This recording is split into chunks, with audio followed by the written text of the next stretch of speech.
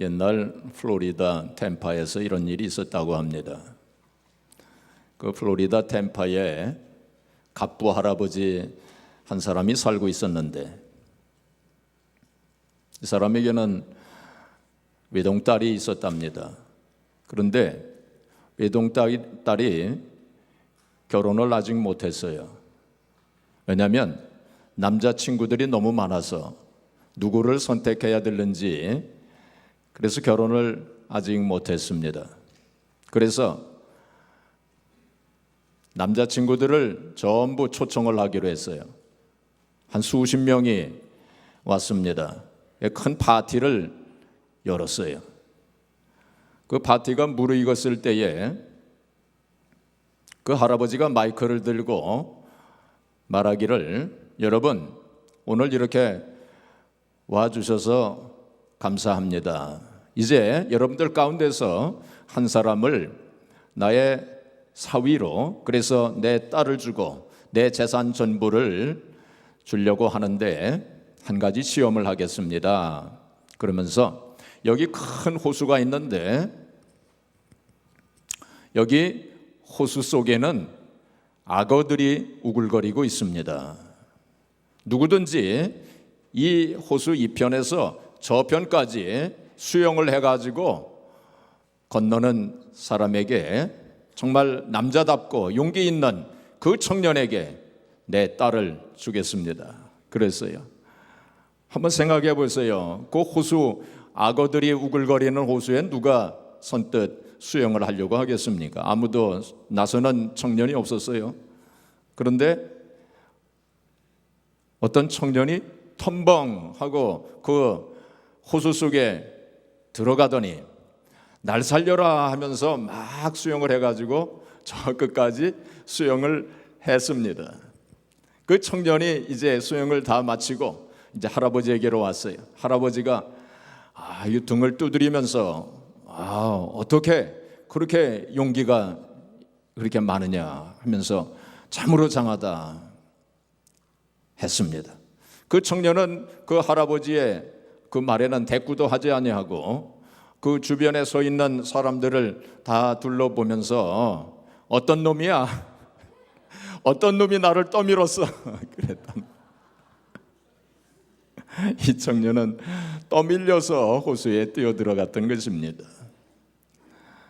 사람들 가운데서는 이 세상에 떠밀려서 사시는 분들도 있어요.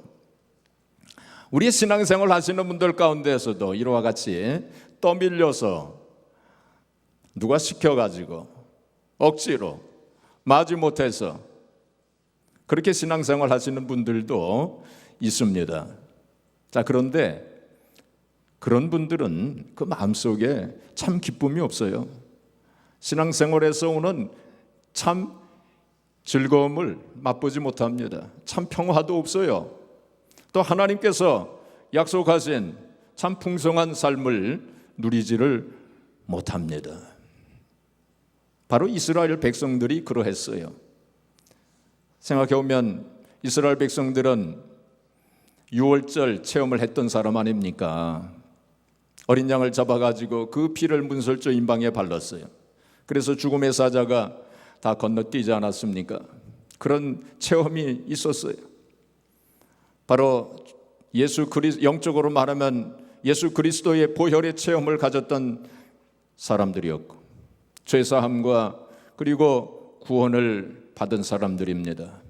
또 그들은 홍해를 건넜어요. 홍해를 건넜다고 하는 건 영적으로 세례를 받았다는 뜻입니다.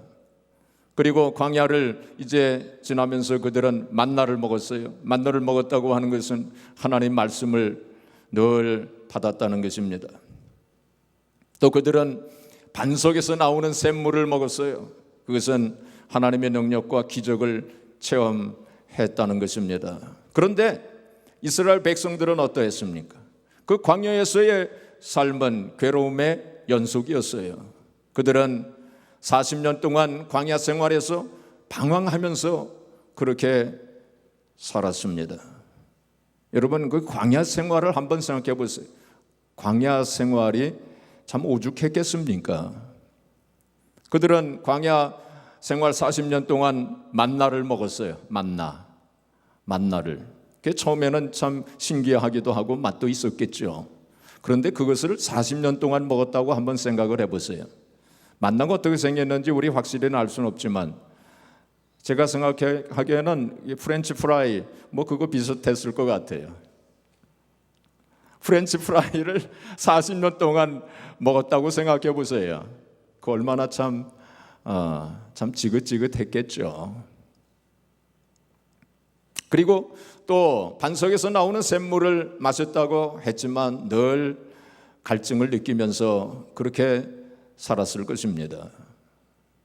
또 그들은 40년 동안 옷과 신발이 헤어지지 아니했다고 그랬어요. 그것도 참 기적이죠. 40년 동안 옷이 헤어지지 아니하고 신발도 헤어지지 아니했다고 그랬어요. 근데 오죽했겠습니까? 그 같은 옷을 입고 갈아입지도 못하고 좀 목욕이나 제대로 했겠어요? 그런 삶을 40년 동안 한 것입니다. 사실 우리도 마찬가지예요. 많은 사람들이 신앙생활을 하면서 그런 삶을 살지는 아니하는가? 우리가 좀 생각해 봐야 할 것입니다. 우리가 예수 그리스도의 보혈의 체험을 가지고 죄사함과 구원을 받고 또 하나님의 말씀을 얼마나 많이 들었습니까? 또 세례도 받고 또 하나님의 능력과 기적도 체험을 했어요. 그런데 늘 영적으로 방황하는 사람들이 많아요. 마음속에 참 기쁨과 참 즐거움을 느끼지 못하고 또 마음속에 참 평화를 경험하지 못하고 하나님께서 약속하신 신령한 축복, 참으로 풍성한 축복을 받아 누리지 못하고 늘 방황하면서 갈급해하면서 그렇게 사는 사람들이 많이 있는 것 같습니다. 그건 왜 그럴까요? 우리가 요단을 건너지 못해서 그래요. 가나안 땅으로 들어가지 못해서 그래요. 적과 꿀이 흐르는 가나안 땅에 아직 들어가지 못하고 광야 생활을 하고 있기 때문에 그래요. 이스라엘 백성들처럼 광야에서 방황하고 있기 때문에 그렇습니다. 사랑하는 성도 여러분, 나는 과연 어떤 신자인가? 나는 지금 광야 신자인가? 아니면 가나안 신자인가? 나는 지금 광야에서 방황하고 있지는 아니한가? 아니면 요단을 건너서 이제 가나안 땅에 들어가서 젖과 꿀이 흐르는 가나안 땅에 들어가서 지금 살고 있는 신자인가? 한번 오늘 이 시간 우리 자신들을 되돌아보면서 또 우리의 신앙생활을 되돌아보면서 한번 같이 생각해 보려고 하는 것입니다. 자, 그렇다면 요단을 어떻게 건너야 하는가? 이게 중요한 문제가 아니겠습니까? 그래서 오늘 본문 말씀에 나오는 이 말씀을 기초로 해서 이스라엘 백성들이 요단을 어떻게 건넜는가 하는 것을 우리가 같이 생각해 보면서 요단을 건너가는 그러한 성도가 되기를 원하는 것입니다. 첫째로 두 가지를 제가 말씀을 드리려고 해요. 요단을 어떻게 건널 수 있는가? 첫째로 이스라엘 백성들이 요단을 건널 때, 자 3절 4절 우리 같이 읽겠습니다. 백성에게 명령하여 이르되 너희는 레위 사람 제사장들이 너희 하나님 여호와의 언약궤 매는 것을 보거든 너희가 있는 곳을 떠나 그 뒤를 따르라. 그러나 너희와 그 사이 거리가 2000 규빗쯤 되게 하고 그것에 가까이 하지는 말라. 그리하면 너희가 행할 길을 알리니 너희가 이전에 이 길을 지나보지 못하였음이니라 하니라. 자, 이제 요단을 건널 때 어떻게 건넜느냐 하면은 제사장들이 먼저 언약궤를 메고 요단을 이제 건너가는데 제사장들이 언약궤를 메고 먼저 앞장서서 갔죠.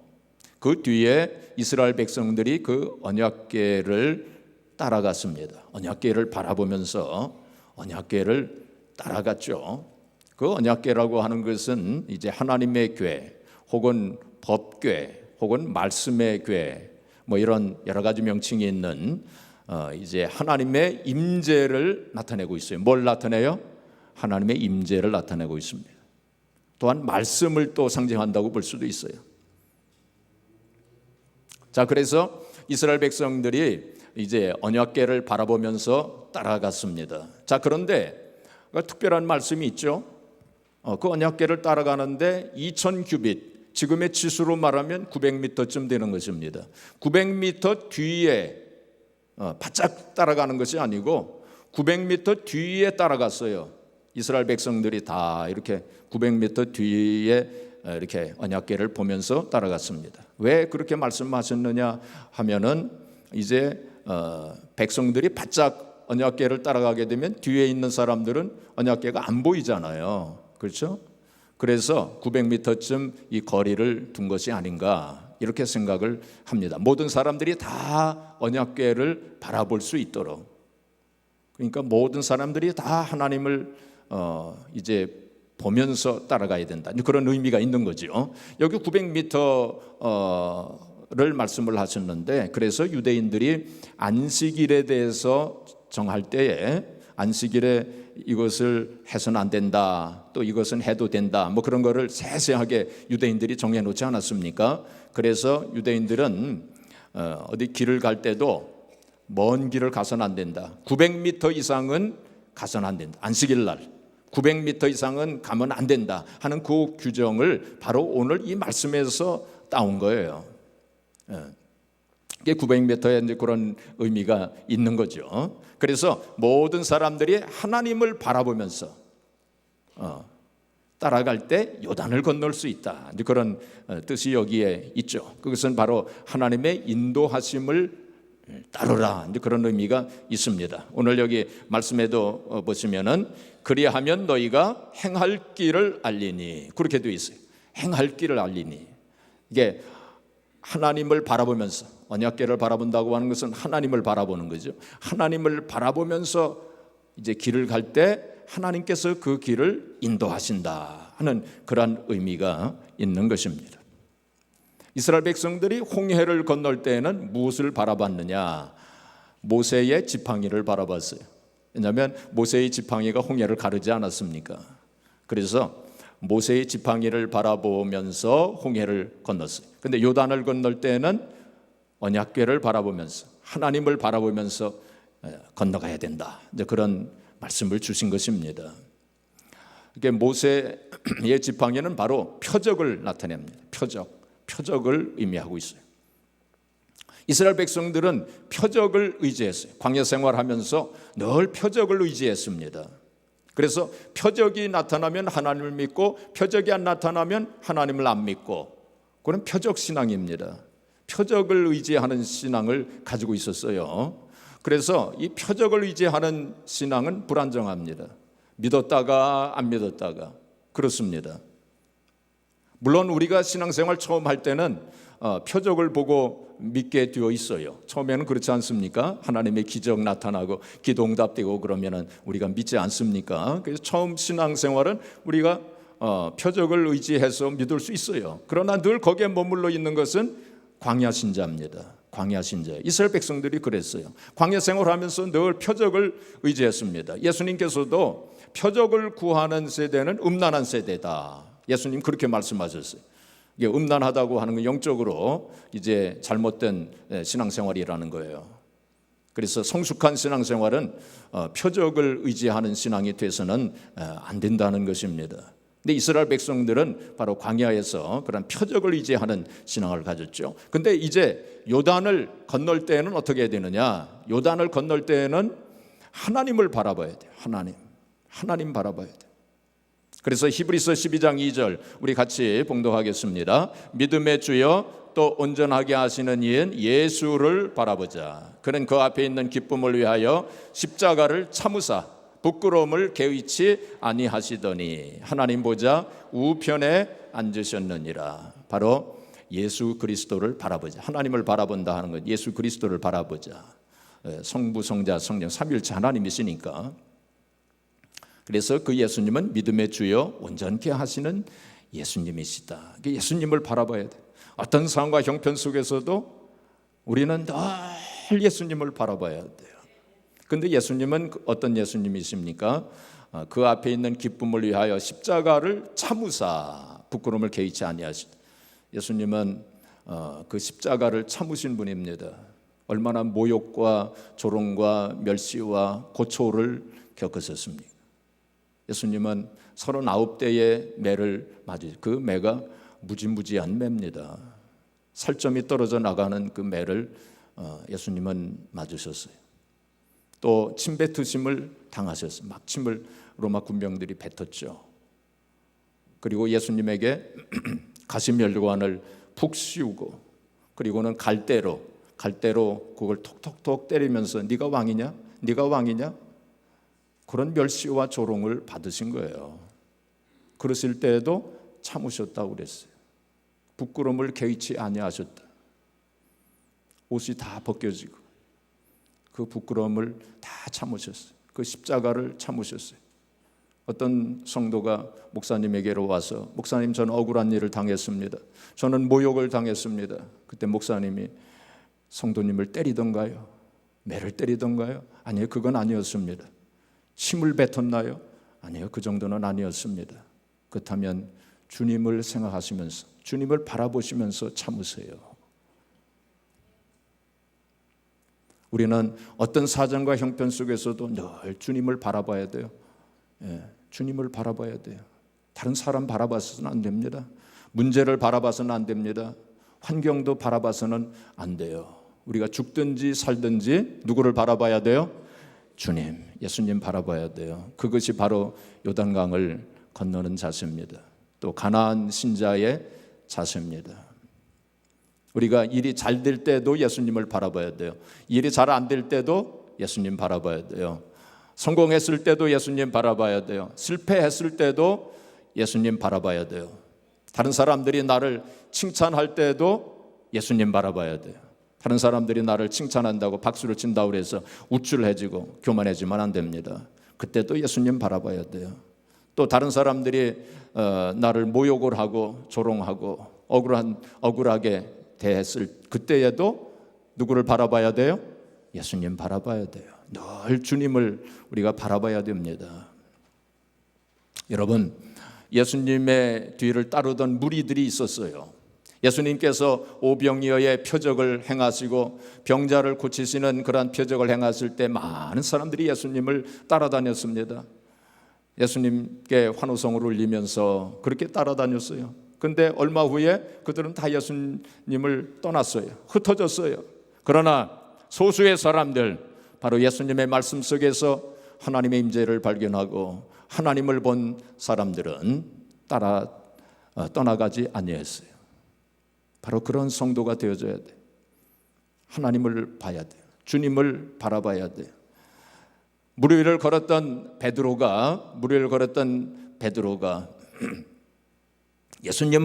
예수님만 바라보고 걸어갈 때는 물 위를 걸었어요. 그러나 베드로가 파도를 보고 바람을 보고 그럴 때 베드로는 점점 바닷물 속으로 빠져 들어가게 된 것입니다. 그때 예수님께서 손을 내밀어서 베드로를 건져 올리시고 예수님 뭐라고 말씀하셨습니까? 믿음이 적은 자야 왜 의심하였느냐 하고 그렇게 책망하셨죠. 그건 무슨 뜻입니까? 믿음이 적은 자야 왜 나를 바라보지 아니하였느냐? 왜 바람을 바라보았느냐? 왜 파도를 바라보았느냐? 왜 세상을 바라보았느냐? 왜 문제를 바라봤느냐? 왜 환경을 바라봤느냐? 왜 나를 바라보지 아니하였느냐? 그렇게 말씀하신 것입니다. 그래서 우리는 어떤 사정과 형편 속에서도 다른 거 바라보지 말고, 다른 사람도 바라보지 말고, 문제도 바라보지 말고, 환경도 바라보지 말고 바로 예수 그리스도, 믿음의 주여 온전케 하시는 이인 예수 그리스도만을 바라보시기를 주님의 이름으로 축복합니다. 그런데 우리가 하나님을 바라보기 위해서 예수 그리스도 주님만을 바라볼 때 우리가 바로 알고, 하나님에 대해서 바로 알고 그 하나님을 바라봐야 돼요. 성경에 계시된 하나님, 진짜 하나님을 우리가 바라봐야 되겠죠. 근데 어떤 사람들은 엉뚱한 하나님 혹은 자기가 만들어 놓은 하나님, 자기가 만들어 놓은 하나님을 바라보는 사람들도 있어요. 그건 우상입니다. 자기가 만들어 놓은 하나님은 그 우상이에요. 이스라엘 백성들이 광야에서 그 모세가 이제 시내산에 올라가서 십계명 받을 때 그 밑에서 금으로 만든 송아지 만들어 놓고 하나님이다 그랬어요. 우리를 애굽에서 인도해낸 하나님이다 그랬어요. 그 하나님이 얼마나 진노하셨습니까? 자기들이 만들어 놓은 하나님이에요. 그건 우상입니다. 진짜 하나님이 아니에요. 그래서 우리가 진짜 하나님에 대해서 바로 알고 하나님을 믿고 하나님을 바라봐야 됩니다.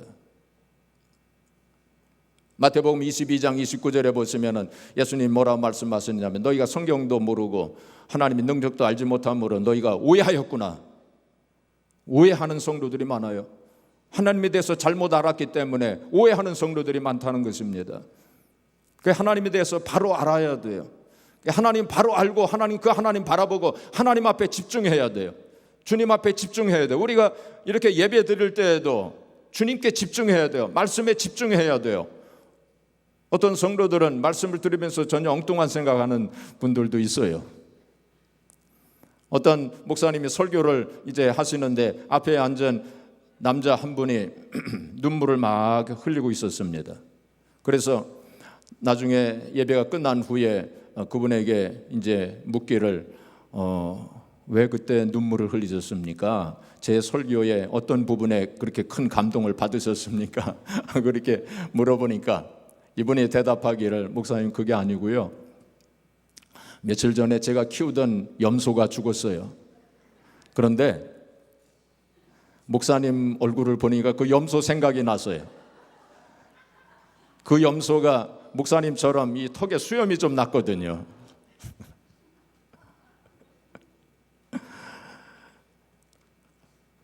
여러분, 이 설교 말씀 들으면서 엉뚱한 생각하지 마세요. 다른 생각하지 마세요.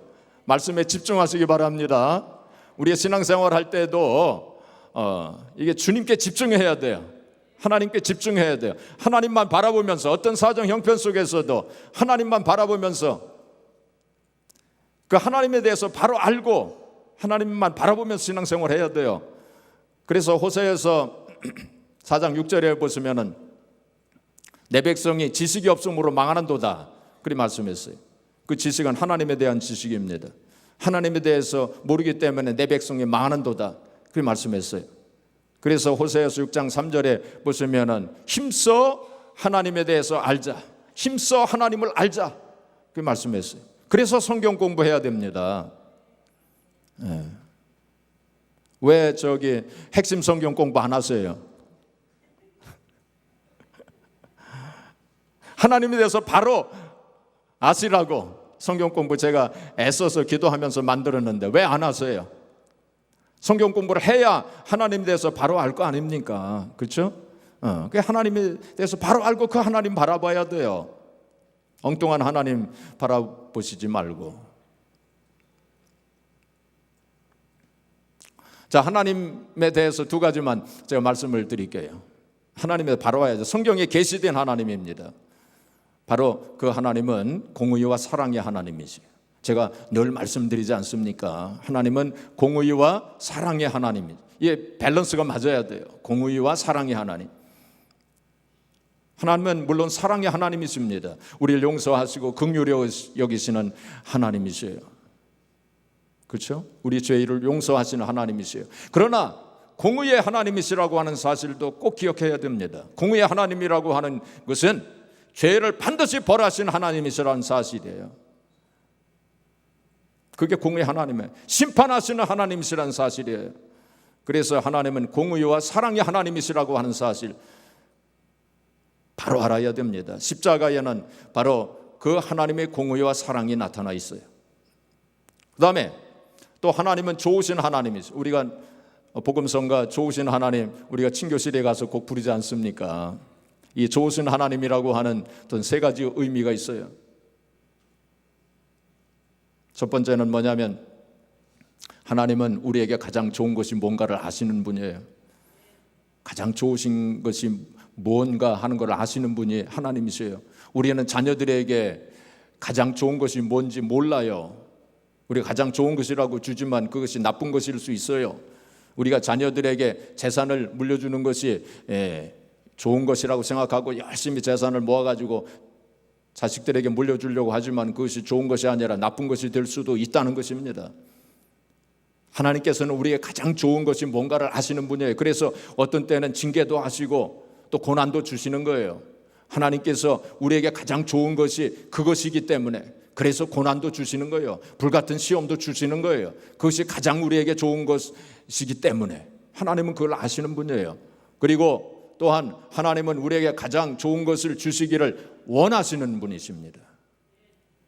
좋은 것을 아셔도 그것을 주시기를 원하시지 아니하시면 그 소용없는 일 아닙니까?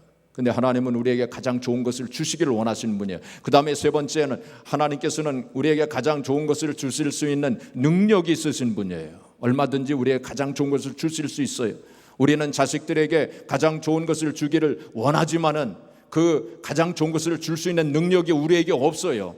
그러나 하나님은 이 세 가지를 다 가지고 계신 분이십니다. 이와 같이 우리가 성경에 계시된 하나님에 대해서 우리가 바로 알아야 돼요. 그래서 어떤 사정과 형편 속에서도 우리는 성경에 계시된 하나님을 바로 알고 이 하나님을 늘 바라봐야 돼요. 주님을 늘 바라봐야 돼요. 그래서 우리가 요단을 건너야 돼요. 광야에서 그냥 방황하지 말고 이제 요단을 건너야 하지 않겠습니까? 우리 모두가 다 늘 주님만 바라보면서 요단을 건너시기를 주의 이름으로 축복합니다. 둘째로 우리가 요단을 건너기 위해서는 자 성경을 보겠습니다. 3장 5절 같이 읽겠습니다. 여호수아가 또 백성에게 이르되 너희는 자신을 성결하게 하라. 여호와께서 내일 너희 가운데 기이한 일들을 행하시리. 성결하게 하라. 요단을 건널 때 성결하게 하라. 이렇게 말씀을 주셔서 이 성결이 굉장히 중요합니다. 이 성결할 때 뭐라고 말씀했습니까? 하나님께서 기이한 일들을 행하시리라. 성결할 때 기이한 일들이 일어나게 돼요. 성결하지 아니하면 우리가 가나안 땅에 못 들어갑니다. 성결하지 아니하면 우리가 늘 광야 생활에 머물러 있을 수밖에 없어요. 성결이 너무나도 중요합니다. 성결하지 아니하면 이스라엘 백성들처럼 광야에서 엎드러져요. 그 광야에서 엎드러진 그 이스라엘 백성들이 얼마나 많습니까? 자, 우리 고린도서 10장 5절 6절 고린도서 자, 우리 같이 읽겠습니다. 그러나 그들의 다수를 하나님이 기뻐하지 아니하셨으므로 그들이 광야에서 멸망을 받았느니라. 이러한 일은 우리의 본보기가 되어 우리로 하여금 그들이 악을 즐겨한 것 같이 즐겨하는 자가 되지 않게 하려 함이니. 자, 이스라엘 백성들이 광야 생활하면서 많이 엎드러졌어요. 그런데 네 가지 죄, 특별히 네 가지 죄를 지었다 그랬어요. 제가 그전에도 말씀을 드렸지만은 하나님 백성들이 짓기 쉬운 죄가 네 가지. 이거를 늘 경계해야 돼요. 그래야 우리가 성결한 삶을 살고 요단을 건너가게 되는 것입니다. 첫 번째가 뭐냐면은 이제 고린도전서 10장 7절 이하에 보면 쭉 그 말씀이 나와요. 그건 우리가 봉독하지는 않겠습니다. 그러니까 네 가지. 첫 번째가 뭐냐면 우상숭배예요. 우상숭배. 첫 번째가 뭐예요? 우상숭배. 하나님보다 더 사랑하는 거 있으면, 하나님보다 더 두려워하는 거 있으면, 하나님보다 더 의지하는 것 있으면 그것이 무엇이든지 간에, 그것이 누구이든지 간에 그것이 우상이 될 수 있어요. 자식도 우상이 될 수 있어요. 나 자신이 우상이 될 수 있어요. 특별히 현대사회는 돈이 우상이에요. 돈이 우상이에요. 골로새 3장 5절에 보면 탐심이 우상숭배라고 그랬어요. 탐심, 돈에 대한 욕심, 이거 우상입니다. 돈 사랑하는 거, 그거 우상입니다. 존 맥어더라고 하는 목사님이 계셨는데 이분이 이런 이야기를 했어요. 어떤 성도 한 사람이 목사님에게로 와가지고 자기가 주식이 있는데 주식이 있는데 이걸 좀 목사님이 좀 관리해 달라고 부탁을 했어요. 그래가지고 이 목사님이 재미삼아 한번 이 주식 투자를 해가지고 관리를 좀 해야 되겠다 이런 생각을 한 거예요. 그래가지고 주식 투자를 했어요. 그런데 주식 투자를 이제 하니까 그것이 궁금해졌습니다. 이게 주식이 올라갔나 내려갔나.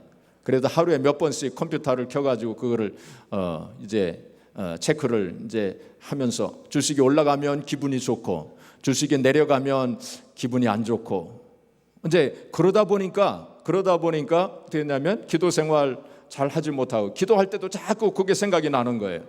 성경 묵상도 자꾸 방해가 되고, 뭐 여러 가지로 영적 생활에 도움이 안 돼요. 그래서 그거를 그 사람에게 다시 돌려줬대요.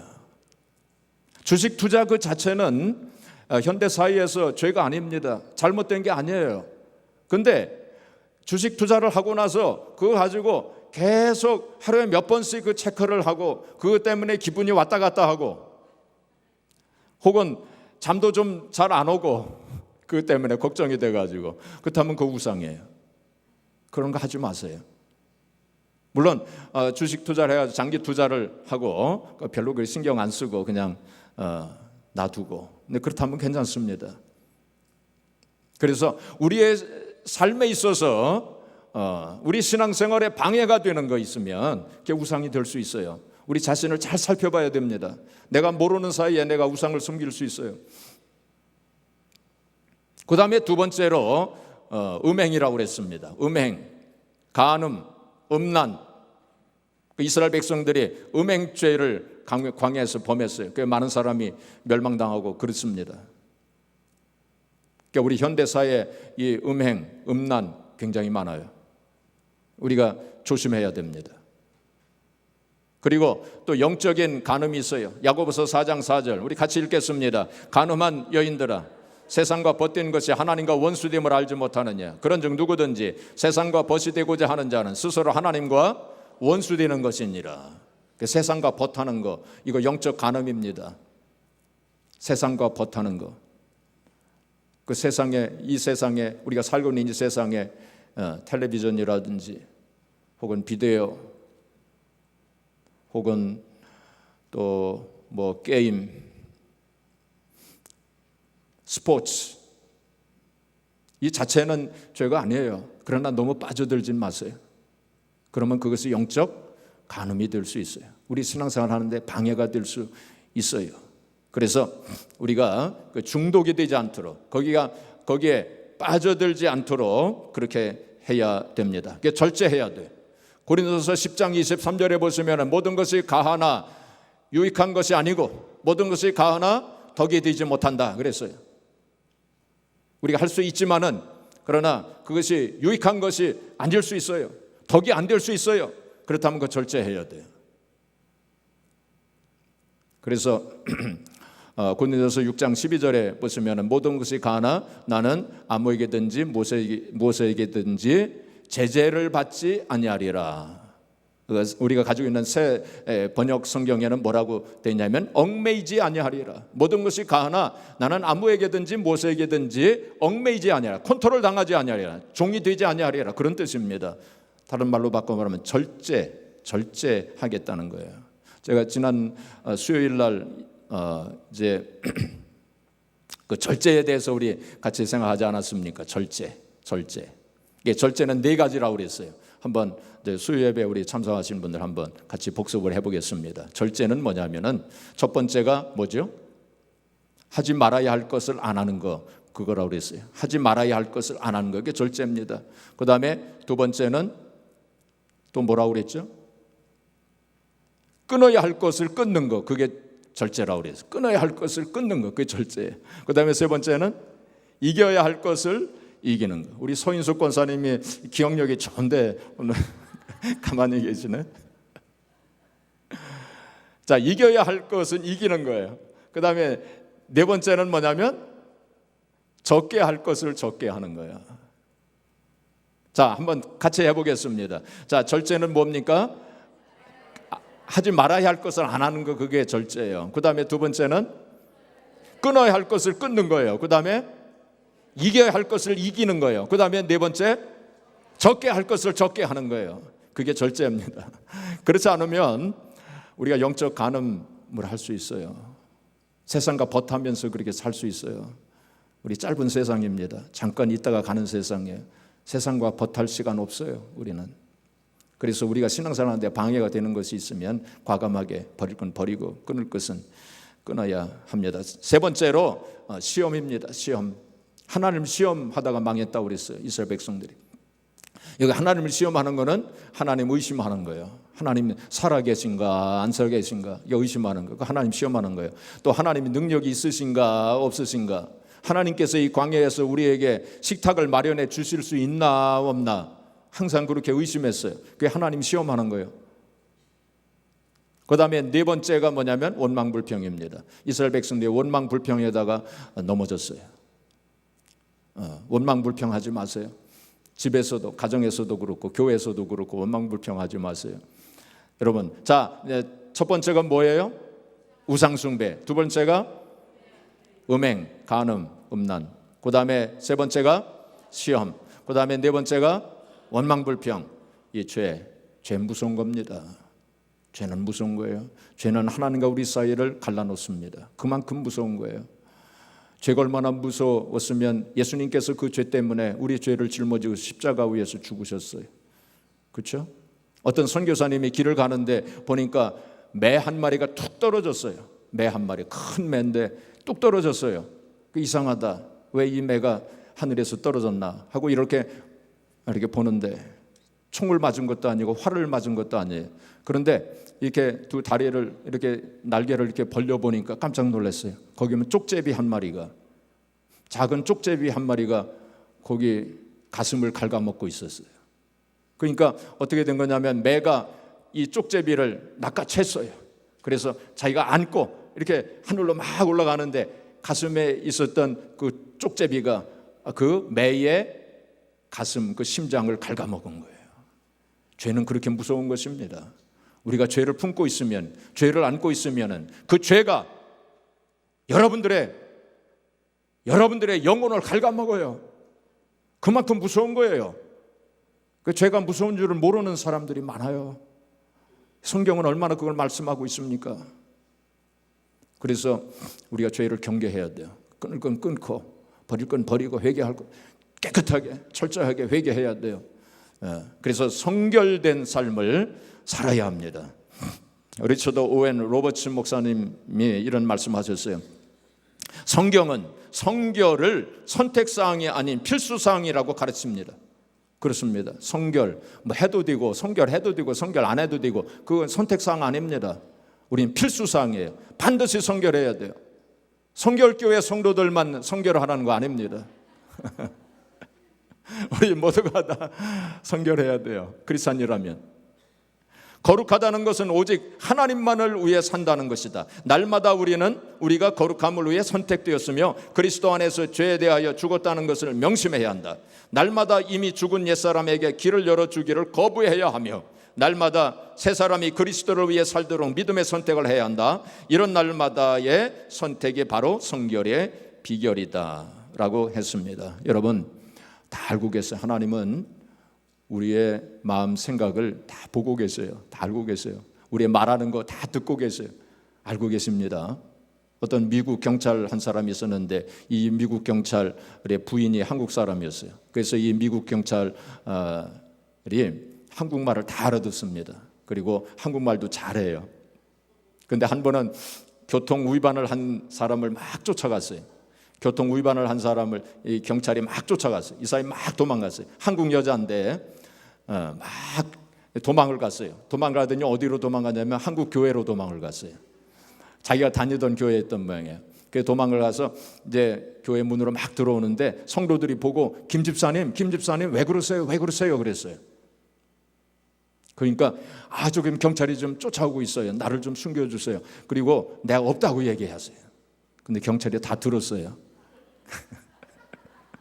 뭐라고 그랬을까요? 그 경찰이 김 집사님 거기서 숨어 있는 데서 빨리 나오세요. 그랬대요. 경찰도 다 알고 있어요. 경찰도 보고 있는데 하나님은 왜 모르시겠어요? 하나님 다 보고 계세요. 다 알고 계세요.